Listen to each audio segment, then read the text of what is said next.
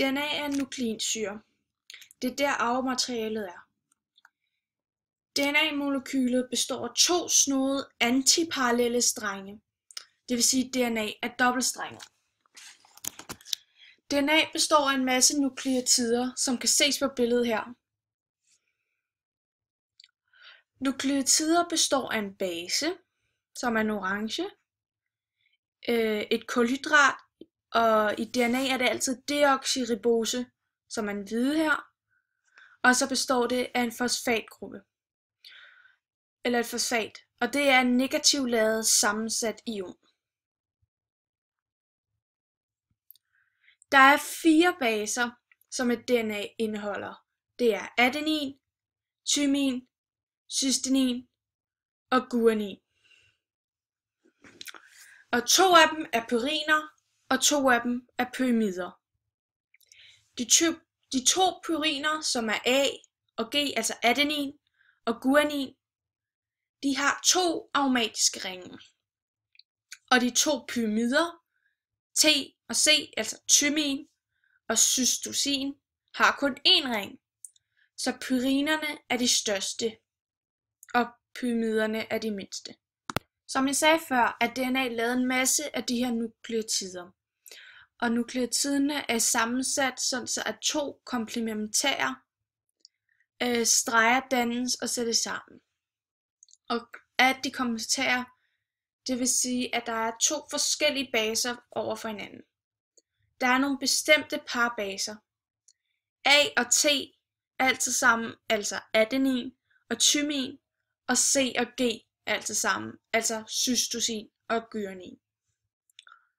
Og grunden bag dette er til dels baseparingsprincippet, som er, at en stor base og en lille base altid sidder sammen, altså en pyrin og en pyrimidin sidder altid sammen. Og da A er en pyrin, og T er en pyrimidin, kan de sidde sammen, og det samme med G og C. Nu vil jeg gå tilbage til noget, jeg sagde før om fosfaten. Jeg sagde, at fosfaten var en sammensat ion. Og det vil sige, at det er en ion, der er sammensat af flere forskellige atomer. Og i det her tilfælde gør det, at fosfaten i DNA er negativt ladet. Og nu har man jo alle de her nukleotider, der er i DNA.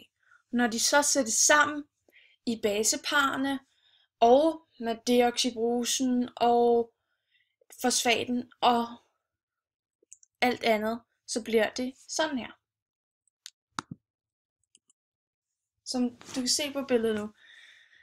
Så er der baseparerne, som er de farvede brikker, og så er der de deoxyribosen, som er de hvide brikker, og så er der fosfaten, som er de lilla brikker. Som vi se, så er der ikke 2 farver, der sidder sammen. Det er altid forskellige. Så hvis vi nu siger, at gul er A, så vil den grønne automatisk være T. Og hvis blå så er C, så vil den orange altid være G, fordi at baseparingsprincippet er, at en stor og en lille base, og baseparen er altid A og T og G og C. Som også kan ses gennem hele strengen, gentages de par. Som jeg også nævnte før tidligere i videoen, er de antiparallelle. Det vil sige, at den ene kører den her vej, og den anden kører den modsatte vej. Så de kører samme linje, men de kører bare 2 forskellige veje. Så hvis man sammenligner det med bilerne på veje, så vil det være en helt almindelig vej, og vejen er stadig lige, men de 2 biler kører den 2 forskellige veje. På sådan en DNA-streng, som der er her, er der altid en 5-mærkeende og en 3-mærkeende. 5-mærkeenden er der, hvor man kan se, at der sidder et C-atom, der ikke er inde i selve ringen. Og fosfatgruppen sidder også altid på 5-mærkeenden. 3-mærkeenden er så den modsatte ende på den modsatte streg. Og nu vil jeg vise en alternativ model af DNA, som vi lavede i timen. Her har vi lavet en DNA-model, som så er bygget af slik. Som vi kan se, så er de sorte lakridser, som kan ses her, her og her, og her, her og her. Det er fosfatgrupperne. Og de store p-tærter her, det er deoxyribrosen, som siger. Og så er det orange og den gule, det er baseparerne, og den røde og den sorte er også et basepar. Og så kan vi se, at dem der, hvor der er 2 vingummier, det er den store base. Der, hvor der kun er 1 vingummi, det er den lille base. Og så er det nu noget, jeg ikke har nævnt før. Hydrogenbindinger. Det er de bindinger, der holder baseparerne sammen. A og T har altså 2 bindinger, og C og G har altid 3 bindinger. Og det kan man også se på billedet. Så i det her tilfælde er A her, og T her. Og der er 2 bindinger. Og med G og C, som kan se, så er der 3 bindinger, hydrogenbindinger, og G er der, og T er der. Nej, C er der. Nu vil jeg gå tilbage til mit forrige billede, så jeg forklarer mere om, hvordan strengene er komplementære. Som kan ses på det billede, så er der en streng på den ene side, og en streng på den anden side, hvor bestående af nukleotider, der hænger sammen. Og de 2 strenge her, som er sat sammen af hydrogenbindingerne, er komplementære. Det vil for eksempel sige, at A og T er komplementære, og G og C er komplementære. Og når de sættes sammen, dannes der 2 komplementære strenge, som så danner en dobbeltstrenget DNA-streng. Som det kan ses på billedet, snos DNA oftest inde i kernen.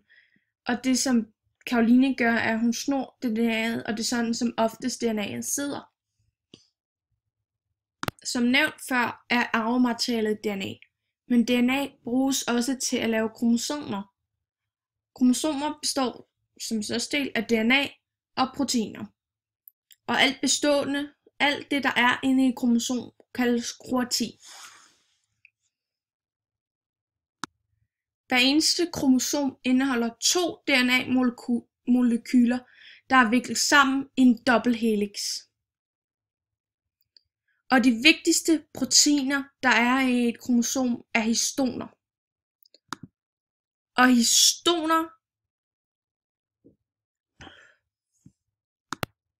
histoner er kromosomproteiner, som DNA'en folder sig rundt om. DNA'en folder sig rundt om 8 histoner, og så når der er 8 histoner, hvor der er DNA viklet rundt om, bliver det kaldt et nukleosom. Nu har vi gennemgået en masse med DNA. Noget jeg har glemt at nævne i starten af videoen var, at alle baserne indeholder kvælstof i deres ringe. Det vil sige, at de er kvælstofholdige. Og nu har jeg nævnt de fleste af det, der skulle nævnes. Og DNA findes i alle celler med kerner. Det vil sige alle eukaryotiske celler.